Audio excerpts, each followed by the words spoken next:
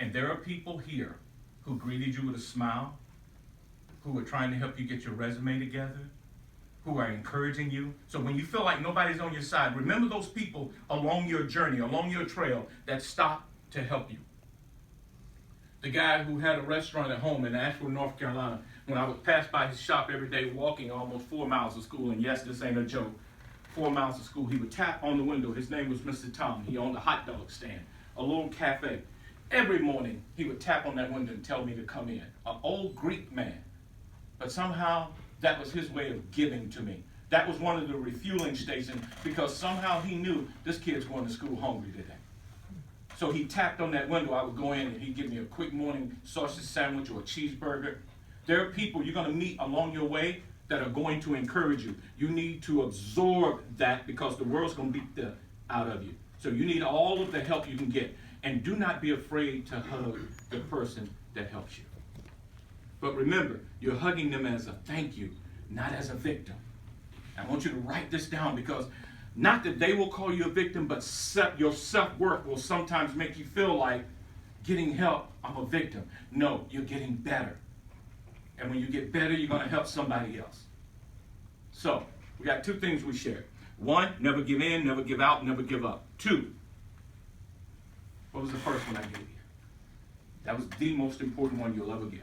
What was it? We have to do the thing to Take your time. I want you to say the thing that I want. Okay. Now, we're going for jobs. Anybody here going for jobs? A couple things I want you to do. Always make eye contact. I'm a hiring manager. I was. I worked for a very large company, and I had to interview a whole lot of people. One of the things I looked for was who looked me in the eye. That told me where they were at. Victims shake hands and look downward. Warriors shake hands and look straight ahead. The only thing that's standing in the way of my job is my handshake and you. I got the handshake, I just need you to get out the way. So what I want you to do is practice every day shaking somebody's hand with a firm grip and looking them in the eye. They know now I'm serious about what it is I want. So questions on those 2? Because we're just going to talk. Yes, ma'am. I've been in situations where I'm shaking your hand and I'm looking you in the eye, but you're not doing it to me. Well, the great thing about my son's handshake, both of my boys and my daughters, they're going to make sure you look at them. They're going to make sure when I go in for a handshake, I get right up in your space. You know what will get somebody's attention? Get in their space. Get in their space, excuse me. Come on. What's your name? Shelly. Hi, Shelly. How are you? Sorry. No, you're fine. How you doing, Miss Shelly? I'm doing wonderful. Now, give me an example. Give us an example of what happens when Okay. when those people do what they say. Just give me an example how. Hi, how are you doing? I'm Shelly. How are you? Okay, now how do they do you?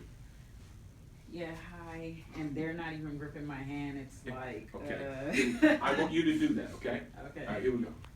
Hi, I'm Rick Terry. How are you? Hey, how are you? Nice to meet you. Please forgive me, but I'm used to doing business with people I can look in the eye. Oh, okay. See, when you want your success, you can't let anything stop you. If they're not interested in you, can you imagine what happens if you don't take advantage of that moment? Which leads me to my 3rd. You only get, if you're lucky, a few moments in your life. A job interview is one of those moments. You can't let nothing, say nothing. Nothing. Say nothing. Nothing. You can't let nothing interfere with you getting that job. You can't go, oh God, here we go again. We don't know what kind of day this person had. We have no clue what they've been through. Maybe they got in an argument with their spouse. Maybe they were in a wreck. Maybe they got a meeting where they might be getting fired. That's none of your business. The only thing you know is I got to get this person's attention. I'll give you a story. Thank you, Michelle. Oh, okay. I'll give you a story.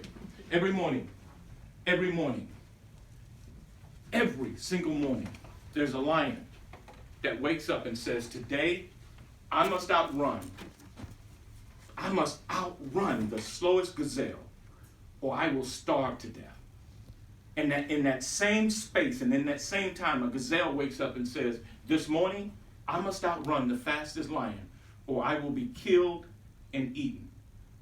My friends, it does not matter whether you are the lion or the gazelle. The only thing that matters is that you must get up and run as if your life depends on it. And so that means I can't let anybody or anything, I can't let my menstrual cycle, I can't let my migraine, I can't let my lack of education, I can't let the fact that I've bombed on 3 interviews. Today is the most important day, and I will win today. That's the attitude you have to go. How do you know? Because I'm armed and I'm dangerous. I sacrificed my time, I invested on Saturday so I could make sure my resume was right, and that's the next thing I want to share with you. I love programs like this. The danger in programs like this, however, is that sometimes these programs, instead of being a resting place, they become a living place. They were never designed to be a living place. They are a refueling place. You come here to get refueled, and then you got to get back out. So when you come here, don't just get your resume looked at. Understand what every word they helped you put on your resume. It is crucial that you understand every single word that's on there. It is crucial that you know how to place them properly. It is crucial that you learn. And the reason why you want to learn, because it's nothing like being able to learn something to go teach somebody else to get paid for it while you're going through yourself. See, if you pay attention to them showing you how to properly arrange your resume, you can set up with your girlfriends and your friends, hey, I can help you do your resume for $25. I'll let that sink in. How many people could use $25 to $75 a week just in looking at other people's resume? I mean, just the people who need it. Y'all rich people, put your hands down. Who needs it? Who? And here's the great thing about it. You don't have to go to the DC Community College or the Prince George. These people are volunteering to teach you how to do a resume. Don't just get your resume done, but learn how to do it so you can sustain yourself while you're going through it. I'll let that sink in for a minute. But that's what you have to do. Now, let's talk about the most important thing about your success, and then I'll get out of your way. One of the things I did for the first part of my life out on my own, something called self-sabotage.